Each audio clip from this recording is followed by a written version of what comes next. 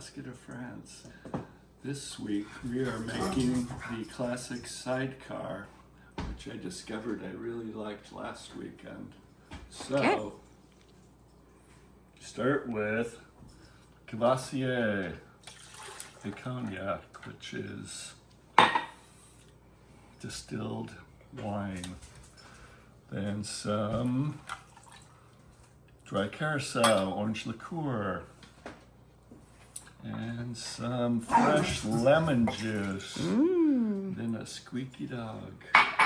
Squeaky dog. Shake.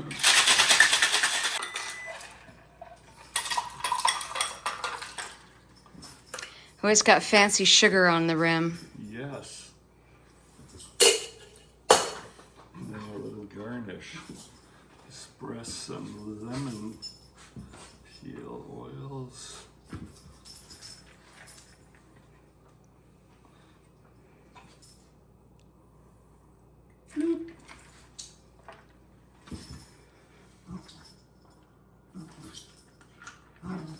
How is it? Simple. You can taste all the different stuff in it.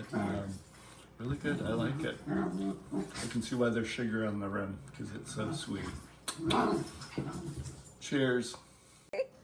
Hi, welcome to Retire Boldly, Alaska to France. I'm Chrissy, and I made dinner tonight. Woohoo! Tonight we are having a crostini because I deconstructed a stuffed mushroom with sausage, mushrooms, blue cheese, a little cream cheese, a little pecorino, and then of course a nice slaw with peppers, apples, and a spicy horseradish mustard. Hello. This should be good. Sounds delicious. It is the Queen's chair. Yes. I am currently up on the platform where we have a king-size bed out in the garage. Weather the storm. And no stairs to get to it. You have to. No, I climb up a ladder. Chrissy won't come up here. But anyway, No ladders. this is the man cave, the insulated garage door. There is the master of the man cave. And one dog, two dog. How many more dogs? Are you leaving the other two out? There's Gil. There they all are. So I'm giving them a bird's eye view of the man cave. Echo, turn on party lights. Oh, hello. Is the light good still? Yeah, it's good. Gil. Here's Gil. Hi, baby. the masterpiece. Do you want to just sort of tell everybody what's in here? I think we've done about 30 seconds from the man cave before.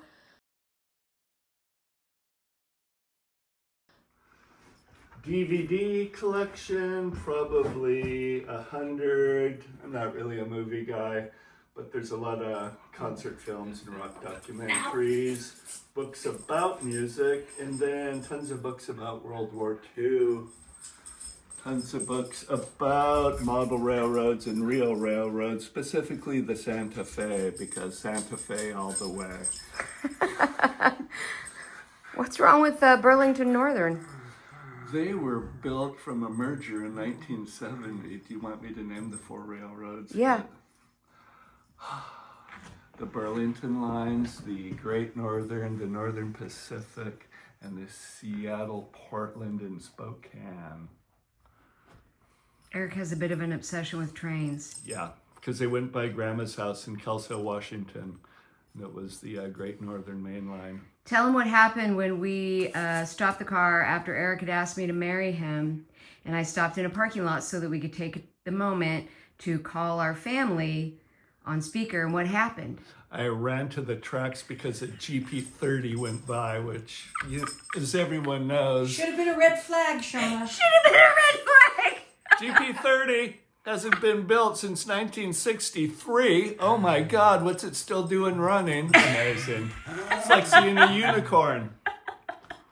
Yeah, he literally jumped up on a concrete wall and was trying to shimmy over the wall while I sat in a car telling my children with your ring. that we, along with my ring that fit my pinky, that Eric and I were getting married. She gave up Garth Brooks so you could see a train. Yeah. Yeah, because Garth Brooks was an option for me. Yep. Anyway, what are these giant cabinets? There's one here and there's one there. Those These things the are size of a washer and dryer. Klipsch La Scalas, a 1940s design for public performances and like plays or theater, movie theater. Because way back when there was no such thing as a 100-watt power amplifier. So they are super efficient, and with 1 watt of power, they will do 105 decibels, which is really loud. So what is the most you have turned them up to? I think I've got them to 115 decibels. I've had art fall off the wall. He's so proud of himself. It was, I only get that loud when I'm doing a demo for crazy people. Get Let's down. do the mojito Okay. poster that we got when we moved here, I think. Let's see.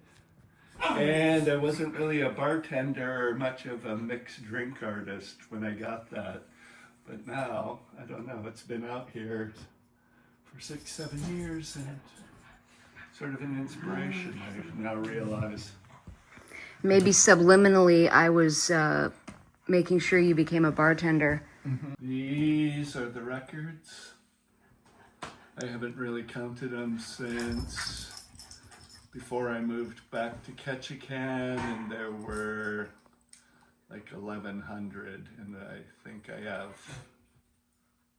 1,400 now, but I've probably sold 100 this summer. And are they organized in any kind of manner? Alphabetized or by genre or?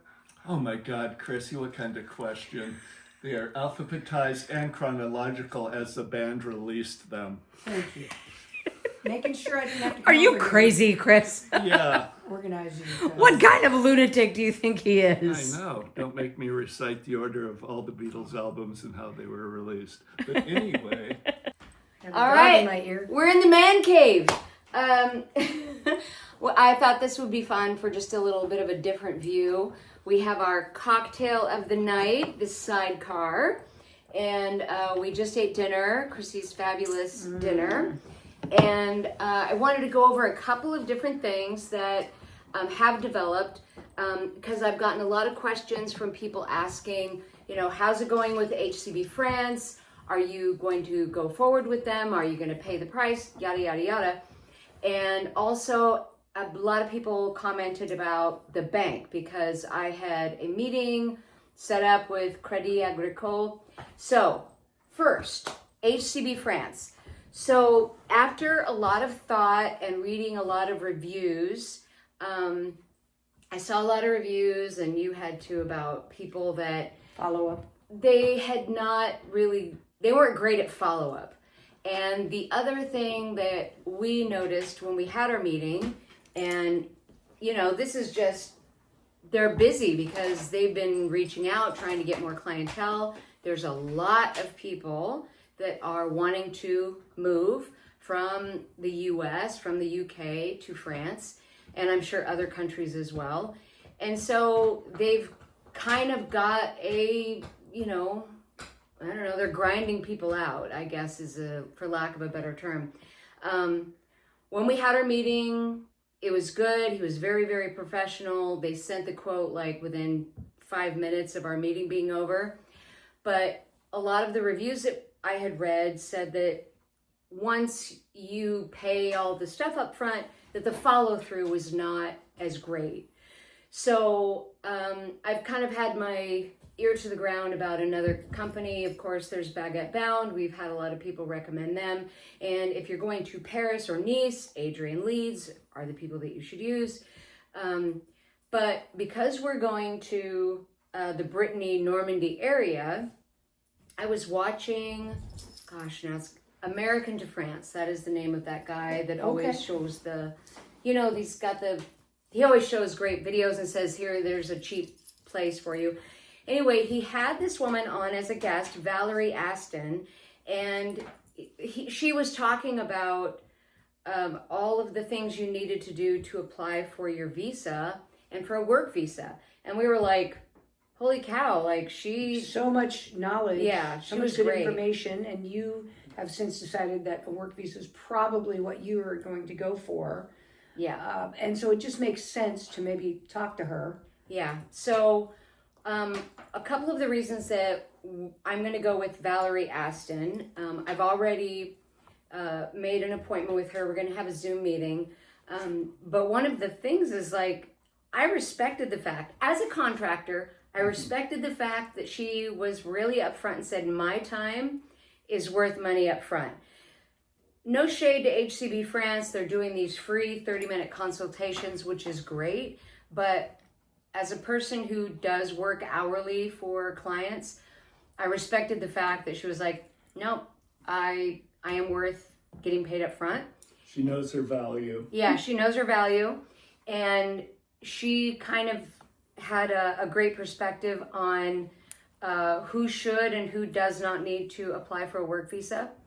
For me, I am going to be working remotely. I've said this before. I own a couple of companies, and I also work for a company that is supporting me in moving to France, and I will be able to work remotely. So I don't want to get in trouble for working on a contract basis. Now, none of the companies that I work for have any EU affiliation. Kind of.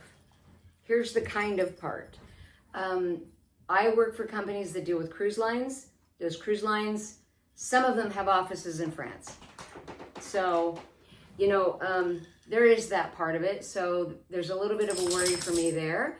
Also, if we bought a house that was a gîte business that already was established, then I could, wild dog.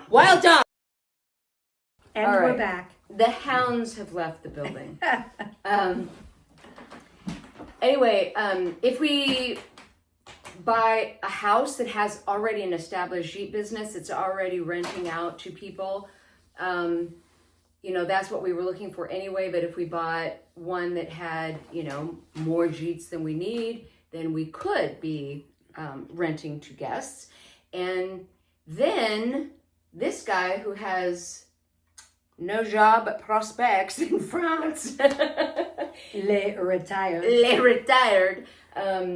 if he could basically be taking care of the gîte business, the B&B, he's going to be forced into indentured servitude by mowing the lawn. You can only hope. Anyway, so he's going to be doing all that stuff anyway. And so one of the questions that I am going to ask her is, should this guy get a work permit as well? And if we do plan to buy a house that has the additional gîtes in it, Right. then we can get a bigger house and get a nicer house, right? Yeah. Because we can also count the income from the gîte business. And the chance of me getting a rider mower go up. Yeah, until he's got a job, he's getting one of those little, the kind that my grandpa had push, one. Yeah, push mower. A manual push mower. I don't even know if they have those over there. Well, since they have noise issues, I would imagine. Yeah, that would be a good option because there are noise restriction days in France. So that is why we are going with Valérie Aston. Her website, which I will link down below, take a look at it. She has lots of great information. Very in-depth, lots of details. Yeah, and she's one person. I don't know why I feel like kindred spirits, because that's kind of like what I do is, Sure. I could see myself doing something like that. And I just felt, as soon as I saw her, I felt like, oh, that's the person that I want to talk to. So. Yeah, and nothing can hurt by talking to her. I mean, Exactly.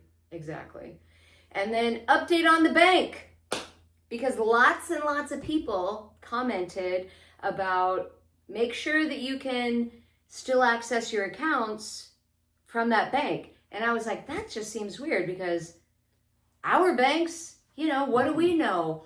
If I have a bank here, why wouldn't I be able to access it there? And in my brain, my American brain, Sure. I just thought, well, if I open a bank account under Crédit Agricole, can't I just walk into any Crédit Agricole and Get your money. get my money? That would make sense. The answer, no, you cannot.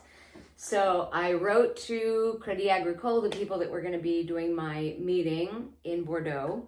And I said, hey, I've heard a few people say that I won't be able to use my account if I decide to live in Brittany or Normandy or wherever it might be. And they wrote back and they were like, yep, that is the case. And they said, you need to wait until you figure out where you're going to live and then start an account at a branch that's close to you. Because the departments, it's like, States. yeah, so it was like, the department that Bordeaux is in the Charente? Yes. Yeah. Not in the Brittany department? No. Yeah, so, yeah, I would have to start over from scratch and basically close that account and then open a new one in Brittany. I don't know why, but, Right. you know, not our country yet. Right. We're going to wait and we're going to figure out where we're going to live and then we will then open the bank account. So, yeah. And you may know this on your trip because you may Right. see a place and go, this is it. Yeah. Yeah. Then you know to open a bank there. On Valerie's website, she says, I'm always surprised by people who come over on their scouting trips and find the house of their dreams and just And buy or a it. village and or a place they want Yeah. to live. And Yeah. yeah, absolutely. Because you know when you Yeah. feel it and see it, Exactly. that it's right. Yeah. And it will be October and November, so I feel like it'll be the off season, so I should be able to get a better idea Of what's going on. of what's Yeah. It's going in a sleepy on. little Yeah. village and with nothing. There's a t-shirt where it's a dachshund licking a skeleton and at first I didn't get it and now it's like, oh yeah, they would never stop if you let them just keep licking. Pumpkin, hi, sweetheart. All right, all the dogs are here. Yes, It's Gil. a beautiful night. We're having a beautiful fall evening. We're trying to take advantage of every nice day that we have left. We're supposed to have lots of rain coming. Yeah, lots and lots of rain. A whole dump Atmospheric river. atmospheric river coming from Hawaii. So that should be fun. And 39 days until I leave for Paris. Not that I'm counting. All right, that's it. I'm Shauna. I'm Chrissy. Eric. This is Louie. Eleanor. I don't know. Gil and Marcus are somewhere. Yeah. We are Retire Boldly Alaska to France. Au revoir!